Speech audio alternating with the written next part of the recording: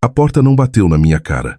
Isso teria sido mais fácil. Em vez disso, ela se abriu apenas o suficiente para o meu padrasto bloquear a passagem com o corpo e dizer calmamente, quase com educação: "Você não é da família." Por um segundo, eu sorri, porque é isso que sempre fiz quando algo dói demais para processar. Então vi minha mãe atrás dele. Ela não estava chocada. Ela não estava com raiva. Ela sorria de um jeito quieto e confortável, como se fosse exatamente assim que a noite de Natal deveria acontecer. Por cima do ombro dele, vi quando ela pegou o marcador com meu nome da mesa e afastou minha cadeira. Ela ofereceu meu lugar ao namorado da minha irmã, alguém que os conhecia há apenas 6 meses. Enquanto passei a vida inteira tentando conquistar aquele espaço, ninguém argumentou por mim, ninguém sequer disse meu nome. Então, eu não lutei, não implorei, apenas assenti. Caminhei de volta para o meu carro e enviei a mensagem que guardava há meses. 5 minutos depois, metade da mesa se levantou e foi embora. Aprendi cedo que, na minha família, o amor não era incondicional. Era medido. Medido pelo quão quieta você era, pelo quão concordante parecia, e se você facilitava a vida de todos. Meu nome é Mariana Costa, e desde que me entendo por gente, fui a filha que eles toleravam, não a que celebravam. Minha mãe, Lúcia, tinha uma memória afiada para os meus erros. Ela conseguia lembrar com detalhes perfeitos a vez em que esqueci de descongelar o frango, a nota baixa em química ou o tom de voz que usei quando estava cansada do trabalho. Mas quando se tratava das minhas conquistas, da bolsa de estudos na faculdade, dos plantões extras para ajudar nas contas, dos fins de semana cuidando da casa para que ela pudesse descansar, a memória dela subitamente falhava. "Ah, isso não foi nada", ela dizia. "Qualquer filha faria isso." E então havia minha irmã mais nova, Rafaela. Rafaela nunca precisou conquistar afeto. Ela entrava numa sala e as pessoas se derretiam. Ela ria e minha mãe ria mais alto. Ela chorava e a casa inteira se reorganizava em torno dos sentimentos dela. Rafaela era leveza. Eu era exaustiva.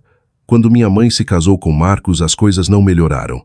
Apenas ficaram mais organizadas. Marcos gostava de ordem, horários, narrativas limpas, uma família que parecesse bonita para quem via de fora. Ele nunca gritou comigo. Não precisava. A decepção dele vivia nos suspiros, nas sobrancelhas erguidas, nas frases que sempre terminavam do mesmo jeito. "Mariana, você está sendo difícil de novo. Mariana, por que você não deixa pra lá? Mariana, é Natal. Não estrague o clima."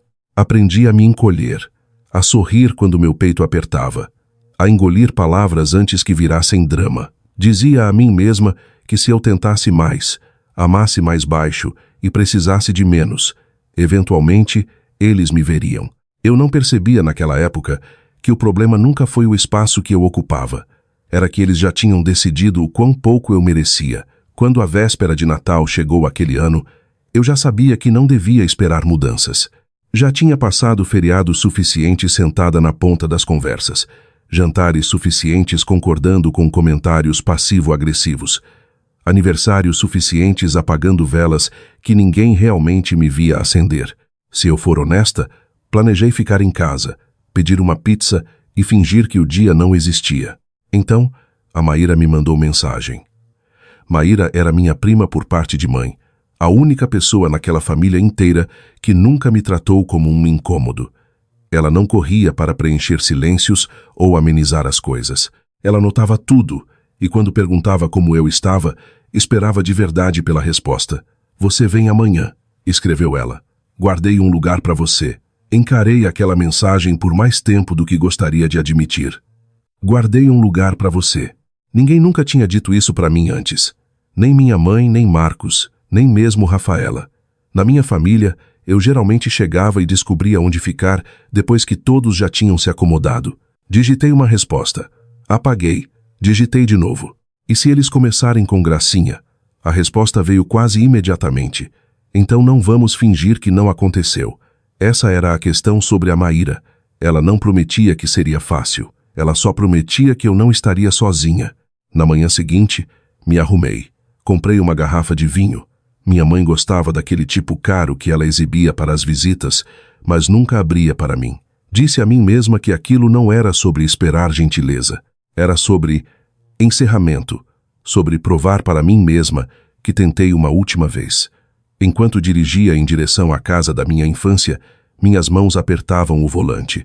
Eu ainda não sabia, mas aquela não seria mais uma decepção silenciosa.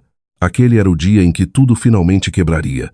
A casa parecia exatamente a mesma, perfeita, polida e dolorosamente familiar.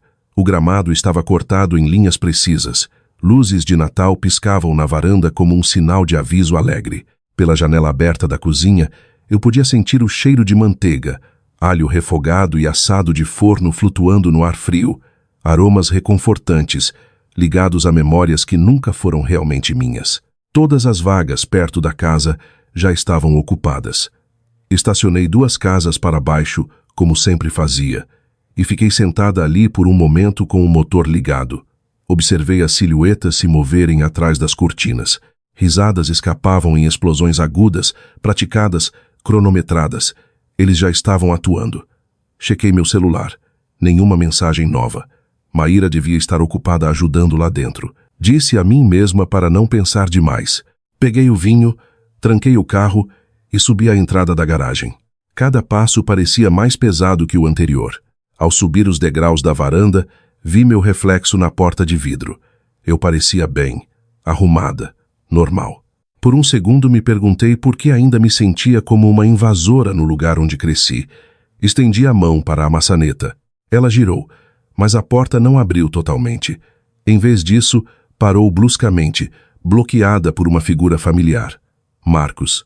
Ele preenchia o vão da porta como se estivesse esperando ali, a mão apoiada no batente, o corpo inclinado apenas o suficiente para me manter do lado de fora.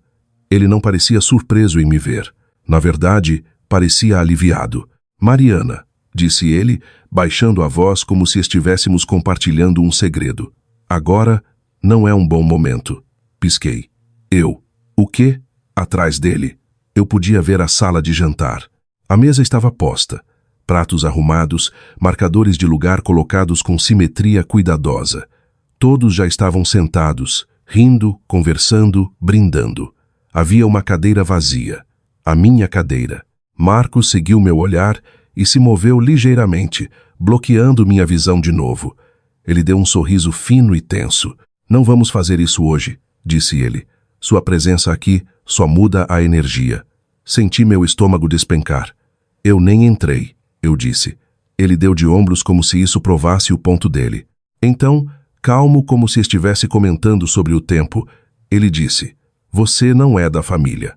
As palavras não aterrissaram todas de uma vez. Elas afundaram devagar, pesadas e definitivas, como uma porta trancando por dentro. E foi aí que vi minha mãe atrás dele, de pé na mesa, assistindo tudo se desenrolar, sorrindo. Por um momento, pensei que pudesse ter imaginado o sorriso, mas então minha mãe se moveu e a verdade entrou em foco. Ela não correu para a porta, não perguntou o que estava errado, nem sequer pareceu confusa. Ela ficou lá, relaxada. Uma mão apoiada no encosto de uma cadeira, a outra segurando um cartão dobrado com um nome. O meu cartão. Mãe, eu disse. Minha voz saiu menor do que eu pretendia. O que está acontecendo? Ela olhou para mim do jeito que se olha para um caixa de supermercado que está demorando demais, impaciente, levemente irritada. Mariana, disse ela suavemente, não torne isso mais difícil do que precisa ser. Difícil. Marcos inclinou a cabeça, satisfeito. Viu? É exatamente isso que eu quis dizer. Eu o ignorei. Dei um passo à frente, mas ele não se moveu. A porta permaneceu entreaberta, como uma ferida que se recusava a fechar. Lúcia, eu disse mais alto agora, por que você está dando o meu lugar? Ela suspirou lenta e deliberadamente, como se eu fosse quem a estivesse envergonhando. Então ela se virou, estendeu a mão sobre a mesa e puxou a cadeira. Caio, querido, disse ela animada, por que você não senta aqui? Caio, o namorado da minha irmã, olhou para cima, assustado. Tem certeza? Rafaela riu rápida e levemente.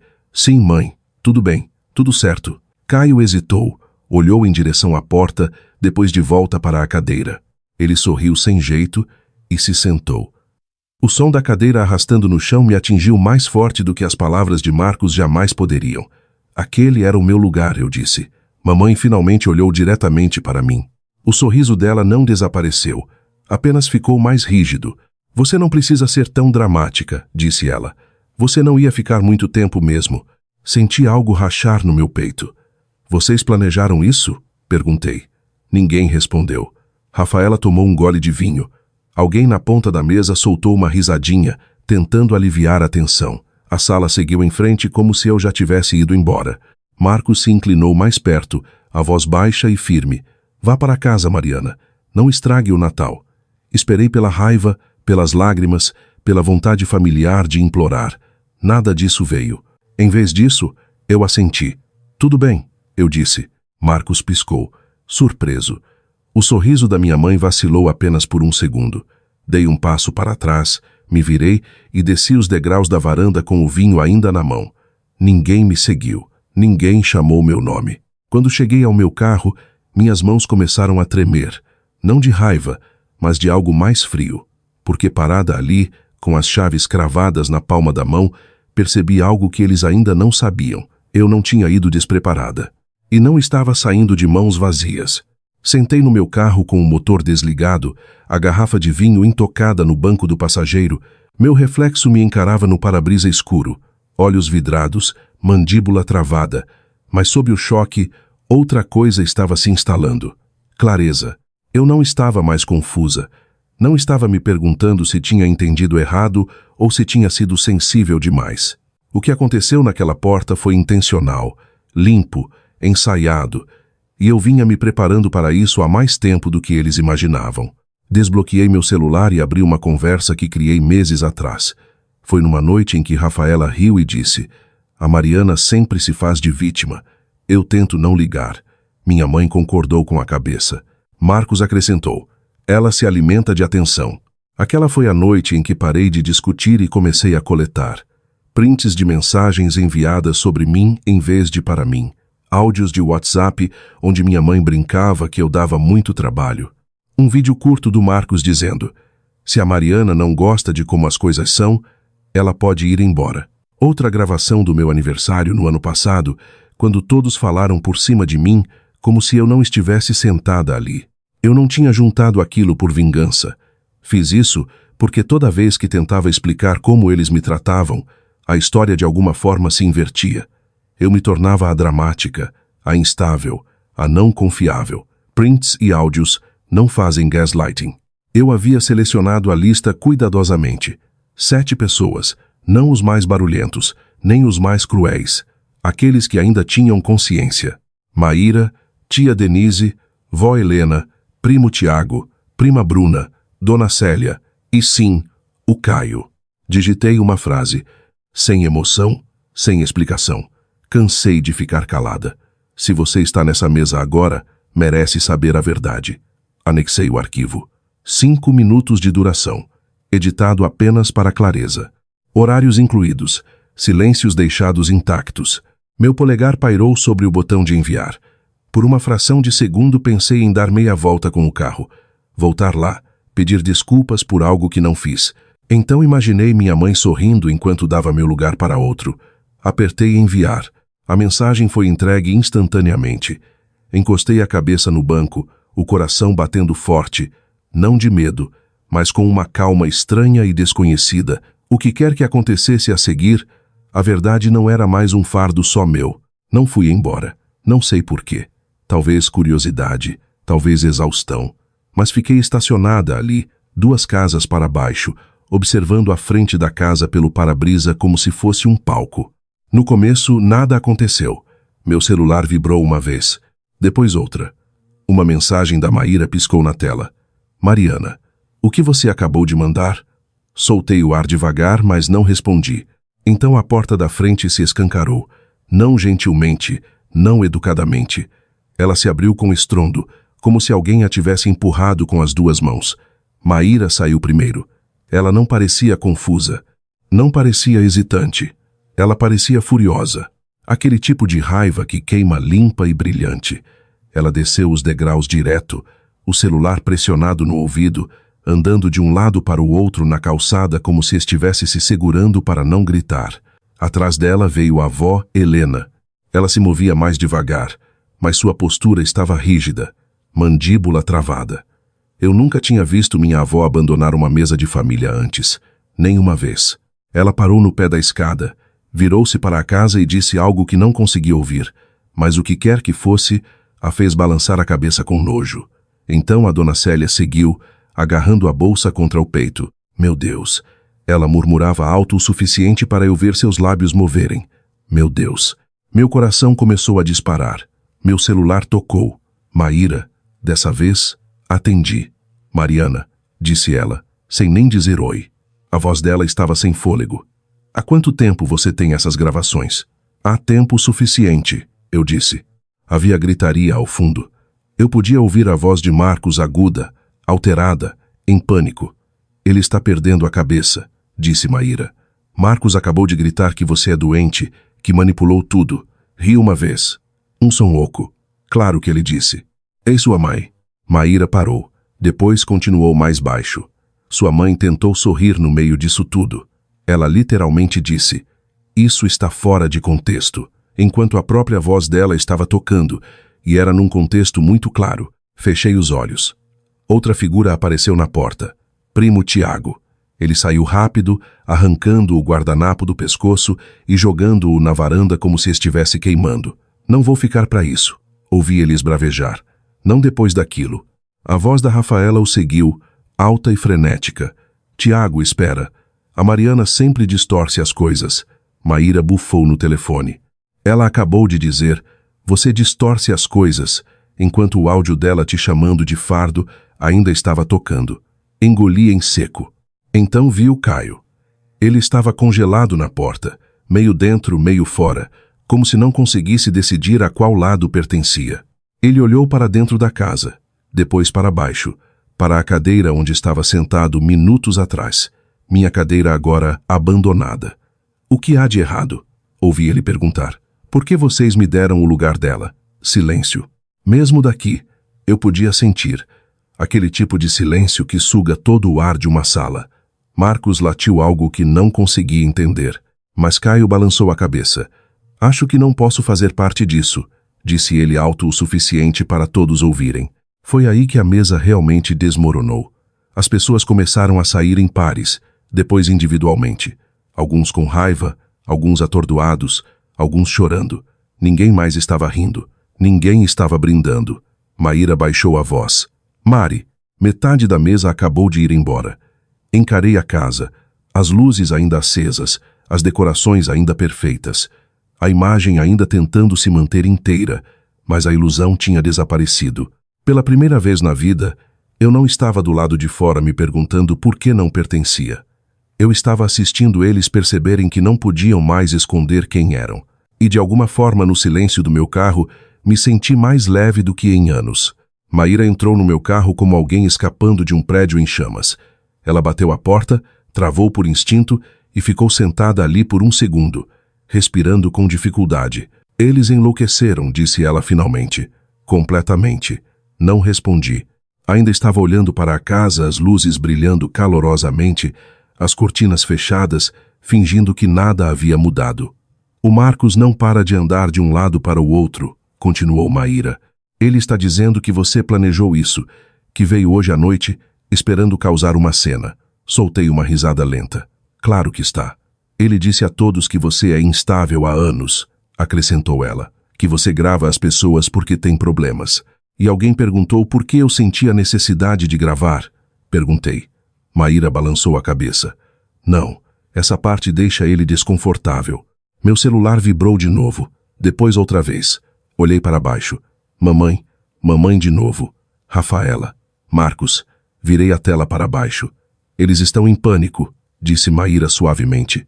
Não porque te machucaram, mas porque não podem mais controlar a história. Como se fosse uma deixa. Meu celular acendeu mais uma vez, mas agora não era da família. Caio. Abri a mensagem. Mariana, juro que não sabia. Sua mãe me deu seu lugar como se não fosse nada. Perguntei o porquê e ninguém me respondeu. Acho que não consigo ficar aqui. Encarei as palavras, sem raiva, sem satisfação, apenas cansada. Ele finalmente enxergou, disse Maíra lendo por cima do meu ombro. Enxergar não é o mesmo que impedir, respondi, mas é um começo. Então meu telefone tocou de novo. Um número que eu não tinha salvo, mas reconheci instantaneamente. Meu pai. Hesitei. Maíra não disse nada. Ela apenas me observou, deixando eu escolher. Atendi. Mariana, disse ele. A voz parecia áspera, como se estivesse engolindo palavras que não sabia dizer. Eu vi tudo. Fechei os olhos. Tudo? Sim. Uma pausa. Mais de uma vez. Esperei. Eu ficava dizendo a mim mesmo que não era tão ruim, continuou ele, que você e sua mãe só não se davam bem, que você era forte, que aguentaria. Minha mão apertou o telefone. Mas ouvir ela te chamar de fardo, disse ele baixinho, e ver o Marcos bloquear a porta daquele jeito. A voz dele falhou. Eu devia ter te protegido. Eu não protegi. O silêncio entre nós se esticou. O que você quer de mim agora? Perguntei. Não espero perdão, disse ele rapidamente. Só precisava que você soubesse que dessa vez eu vi e que você nunca imaginou nada daquilo. Aquele foi o momento em que meu peito finalmente cedeu. Não com soluços, mas com algo mais pesado. Luto por uma infância onde alguém deveria ter falado mais cedo. Depois que desliguei, Maíra estendeu a mão sobre o console e apertou a minha. Isso importou, disse ela. Importou, admiti, mas não apaga o hoje. Meu celular vibrou novamente. Dessa vez, uma mensagem longa da minha mãe. Abri. Não entendo por que você faria isso conosco. Estávamos tentando manter a paz. Você envergonhou a família na frente de todo mundo. Isso poderia ter sido resolvido em particular. Li devagar, cuidadosamente. Nenhuma vez ela pediu desculpas. Nenhuma vez perguntou se eu estava bem. Nenhuma vez mencionou a porta, ou a cadeira, ou o jeito que ela olhou para mim enquanto acontecia. Aquilo me disse tudo o que eu precisava saber. Digitei uma frase de volta. Você não queria paz. Você queria meu silêncio. Enviei. O telefone ficou quieto. E pela primeira vez naquela noite, senti algo sólido se assentar dentro de mim. Não raiva, não vingança. Finalidade. Eles podiam distorcer, negar, reescrever, mas nunca poderiam desver o que todos os outros tinham acabado de ver. E nem eu. Não voltei para aquela casa. Não dei a volta no quarteirão. Não fiquei sentada esperando alguém correr atrás de mim, sem fôlego e pedindo desculpas, chamando meu nome como se importasse. Eu já sabia como aquela história terminava. Alguém me pediria para conversar, para ser razoável, para entender como aquilo era difícil para todos os outros. Difícil para eles sempre significou silêncio para mim. Então dirigi para casa. As luzes do apartamento se acenderam quando destranquei a porta, revelando o espaço pequeno e imperfeito que silenciosamente se tornou meu ao longo dos anos. O sofá que comprei usado, a caneca lascada que eu sempre usava porque ninguém mais a reivindicava, a pilha de livros na mesa de centro que eu realmente lia, em vez de exibir para visitas. Ninguém aqui precisava que eu fosse menor. Maíra me seguiu para dentro e tirou os sapatos sem pedir. Ela não preencheu o silêncio com piadas ou frases feitas. Ela apenas se sentou ao meu lado no chão, as costas contra o sofá, como se soubesse que aquela noite não era sobre consertar nada. Era sobre deixar estar quebrado. Por um longo tempo, não conversamos. Comemos miojo direto da panela, o vapor embaçando o ar, o som dos garfos batendo, suave e sem cerimônia.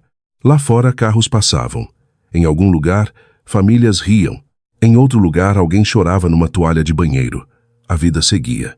Sabe, disse Maíra finalmente, encarando sua caneca. As pessoas sempre acham que a pior parte é ouvir que você não é da família. Não respondi. Minha garganta estava apertada. Mas não foi isso, continuou ela. A pior parte foi sua mãe sorrindo. Fechei os olhos. Aquele sorriso se repetiu de novo e de novo.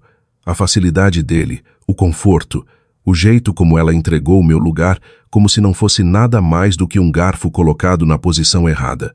Passei anos achando que se eu apenas me explicasse melhor, disse baixinho, se eu não parecesse tão emocional, se não reagisse tanto, que eventualmente ela me ouviria. Maíra balançou a cabeça. Ela te ouviu. Ela só decidiu que você era inconveniente. Aquela verdade doeu, mas não do jeito que costumava doer. Não parecia uma ferida fresca. Parecia a pressão sendo liberada de algo que estava infeccionado há anos. Nos dias seguintes, a repercussão chegou como um trovão distante. Mensagens de parentes que de repente não queriam escolher lados. Mensagens de pessoas que diziam estar chocadas e logo em seguida davam razões pelas quais eu deveria ter sido mais paciente.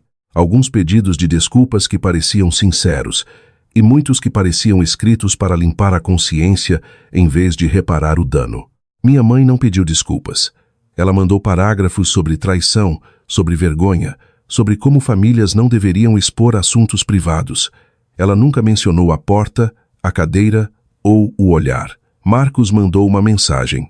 Apenas uma. Você foi longe demais. Encarei a mensagem por um longo tempo antes de apagá-la sem responder. Pela primeira vez na vida, não senti vontade de me defender. Rafaela me excluiu das redes sociais, depois me bloqueou. 2 dias depois, mandou uma mensagem perguntando se podíamos conversar como adultas. Não respondi, não porque eu a odiasse, mas porque finalmente entendi algo crucial. O encerramento não vem de conversas com pessoas que se beneficiam em não te entender. Vem de escolher a si mesma, apesar de tudo. A parte mais estranha foi o silêncio. Sem mais esperar pela próxima reunião de família, onde eu ensaiaria falas na minha cabeça. Sem mais me preparar para comentários disfarçados de piadas. Sem mais escanear rostos para ver se eu era bem-vinda ou meramente tolerada. No começo, o silêncio parecia vazio. Depois, pareceu seguro. Comecei a dormir a noite toda. Parei de pular quando meu celular vibrava. Me peguei rindo. Risadas reais de coisas que não tinham nada a ver com provar que eu estava bem. Liguei para meu pai uma semana depois, não porque lhe devia perdão, mas porque queria clareza. Conversamos devagar, com cuidado, como 2 pessoas aprendendo uma nova língua. Ele não me pediu para reconciliar, não desculpou o que aconteceu, apenas ouviu. E quando ele disse, eu devia ter feito mais, deixei as palavras existirem sem tentar fazer com que elas me curassem. Alguns pedidos de desculpas chegam tarde demais para mudar o passado, mas ainda podem moldar o futuro. Não corri para substituir minha família. Não construí uma família escolhida dramática da noite para o dia. O que fiz foi mais simples e mais forte. Deixei as pessoas aparecerem.